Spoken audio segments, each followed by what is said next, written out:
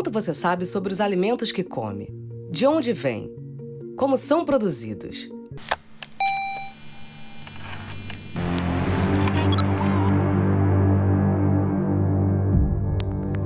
Os aviões, eles não podem expurgar a 200 metros da comunidade, mas aqui ele passava por cima da comunidade. E o pessoal achava lindo. Quando o avião passava, via aquela nevezinha branquinha, aí o pessoal saía para fora para ver o avião expurgando.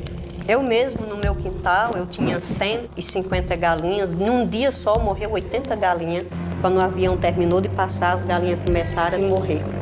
E então Zé Maria disse, mas daqui a 10 anos talvez eu não esteja vivo, mas daqui a 10 anos vocês vão ver o pessoal adoecendo de câncer, o pessoal, as crianças nascendo com má formação, vocês vão ver o número de doenças terríveis que vai acontecer, porque até a impotência dos homens o agrotóxico causa, né?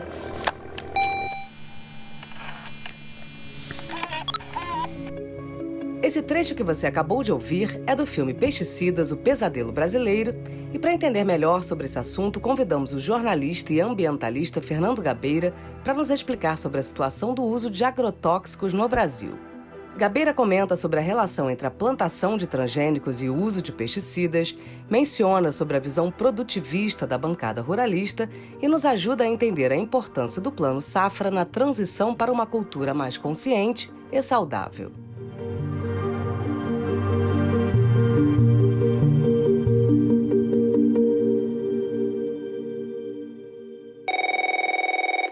Olha, é até um pouco irônico, né, você falar num país onde tanta gente morre de fome, né, e vive em insegurança alimentar, você falar de problemas que acontecem com pessoas que comem alguma coisa, que às vezes ficam doentes ou morrem porque comeram alguma coisa. Mas eu acho que esse é um tema também essencial para a nossa sobrevivência, não é? Como é chegar a um tipo de comida sadia, é algo que a gente não consegue ainda no Brasil, né. Nós tivemos durante quando fui deputado federal, lutei muito na Câmara dos Deputados pra em torno da questão, dos transgênicos. E a verdade é que os transgênicos não eram só os transgênicos em si, eles traziam também, a necessidade na sua produção de usar um agrotóxico casado com ela, que é o glifosato, né. E esse tipo de o glifosato é o mais usado no Brasil, né, até hoje é o mais usado no Brasil, e que, segundo muitas pesquisas, ele traz problemas para a saúde através do consumo permanente. Nós pensávamos que o Brasil fosse progressivamente chegar, a um tipo de trabalho de superação dos agrotóxicos, né, de avançar cada vez mais para o controle biológico das pragas, avançar mais para o uso de insumos biológicos, avançar mais na produção do orgânico, para que as pessoas tivessem, uma saúde maior. Mas infelizmente não é essa a posição ainda dos nossos grandes produtores. E não sendo a posição dos nossos grandes produtores, ela influenciou, evidentemente, o Bolsonaro, que era presidente da República e aliado a eles. Então o Bolsonaro representou nesse período, um tipo de governo que aprovou em massa os agrotóxicos, né. Ele aprovou cerca de 1.500 em 3 anos, o que significa mais ou menos uma média de 500 por ano, não é. Grande parte desses produtos aprovados são proibidos nos países onde eles são fabricados. Então, evidentemente que nós aqui consumimos no Brasil, produtos, ou alimentos que são influenciados por agrotóxicos proibidos nos Estados Unidos, proibidos na Europa. Se eles proibiram, nesses países, é porque passaram por um processo de investigação, de pesquisa e constataram que faz mal à saúde, né. Nós pensávamos, não é, que com a queda do Bolsonaro, a saída do Bolsonaro, esse processo de um governo que se diz defensor do meio ambiente fosse revisto, né?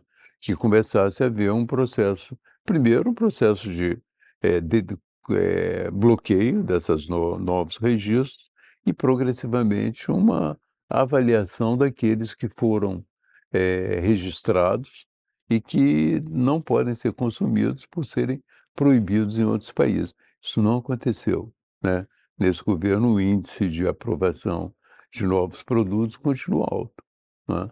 A única coisa que eu acho que está acontecendo de novo, né, é o fato do Plano Safra atual ele ter a parte voltada para os pequenos agricultores, agricultura familiar, ele tem uma intenção de estimular a produção orgânica.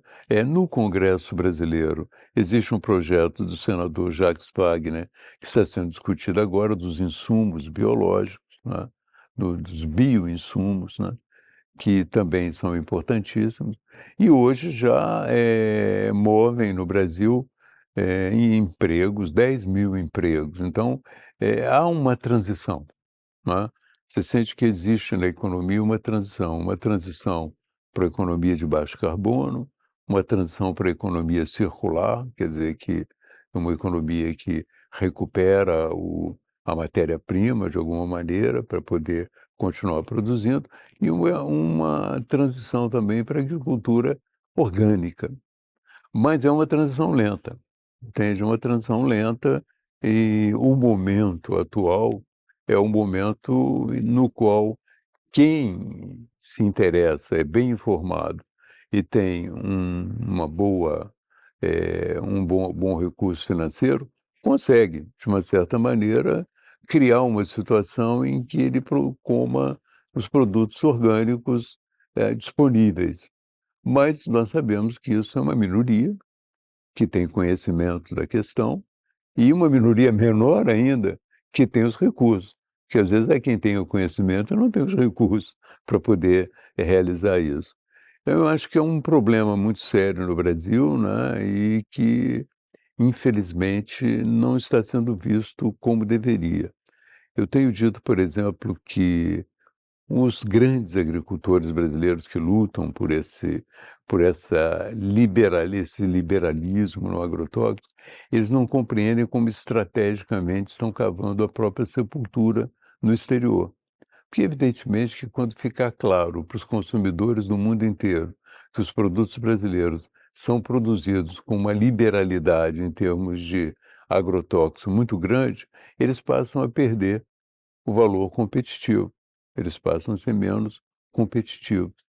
Então, se eles tivessem alguma visão estratégica, eles deveriam estar caminhando para um trabalho cada vez mais livre, de agrotóxicos para poder, de certa maneira, sobreviver no mercado futuro, né. Mas isso não acontece, porque os líderes, do mundo agrário, eles estão no nível de consciência dos próprios produtores, eles não são uma vanguarda que olham para frente, entende? Que olha para frente. Então, a situação no Brasil é essa, é muito difícil, né, porque não foi superada pelo novo governo, mas eu sinto a existência de uma transição, né, uma transição progressiva, para que já o Plano Safra contempla. Você vê que os juros para quem produz orgânico são juros de 3%, que são juros baixos, entende, no financiamento. Eu acho que tudo isso vai contribuir para que a transição se faça, mas hoje ela eu chamo uma discreta transição. Então essa é a nossa situação. Então, o que de fato está acontecendo é aquilo que a gente chama de círculo de envenenamento. Os agrotóxicos são proibidos na União Europeia, mas são vendidos para países como o Brasil, são usados aqui e eles potencialmente voltam no café, na laranja, no suco de laranja e nas frutas tropicais, eles voltam para a União Europeia. Então, esse é com certeza um elemento de preocupação da população, da sociedade civil na União Europeia.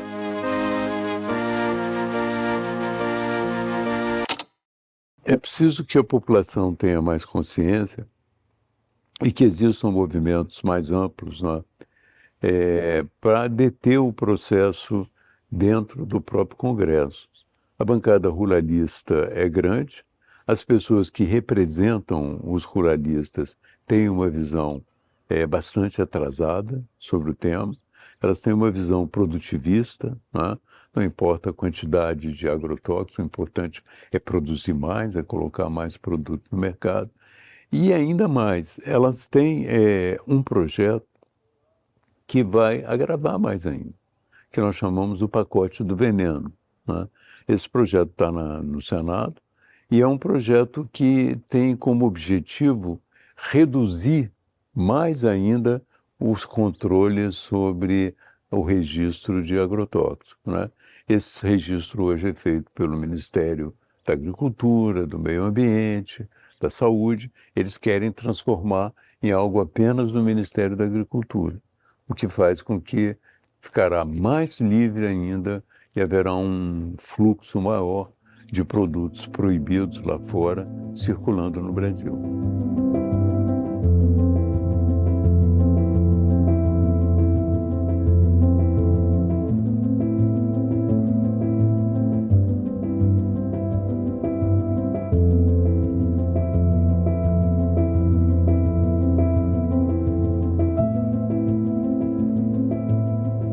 É muito importante um filme como esse, Pesticidas, o Pesadelo Brasileiro, porque chama a atenção das pessoas para a problemática, né? Mostra às pessoas coisas que elas vivem no cotidiano e não percebem.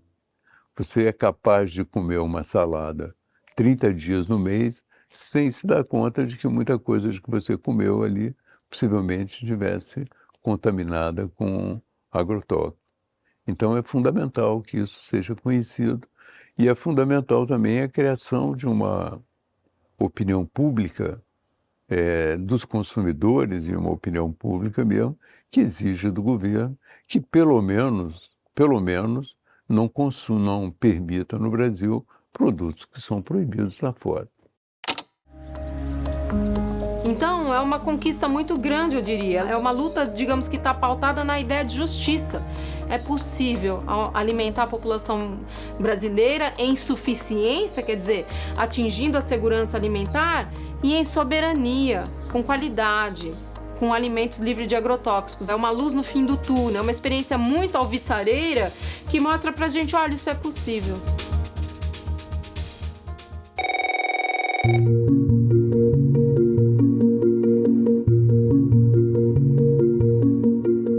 O filme Pesticidas, o Pesadelo Brasileiro está disponível para você assistir quando e onde quiser pelo Curta-On, seu clube de documentários. Acesse curtaon.com.br ou assista na Claro TV+. Este episódio foi produzido por Eduardo Fradiquim, contou com a identidade visual e artes de Gabriela Diniz, assessoria de Francis Carnaúba, coordenação geral e edição de Juliana Zalfa e voz de Flávia Mano.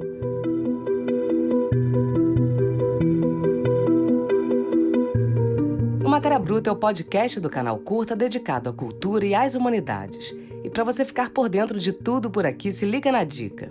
Se inscreva no Google Podcasts ou no Castbox, siga o Matéria Bruta no Spotify e na Amazon ou assine no Apple Podcasts. Te esperamos no próximo episódio.